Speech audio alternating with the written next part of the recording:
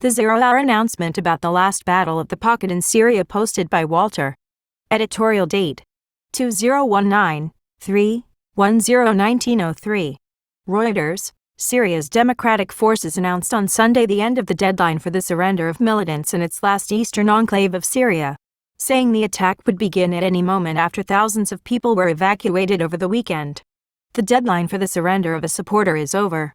Our forces have received orders for military action to eliminate the remaining terrorists in Baghouz, said Mustafa Bali, director of the Media Center for the Syrian Democratic Forces.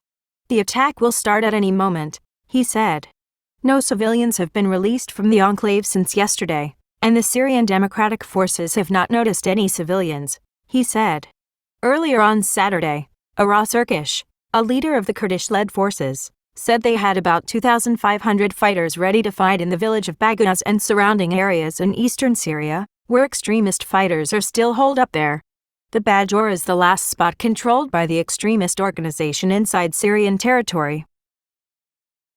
Urgent Syria, the start of the last battle on the duel posted by Walter.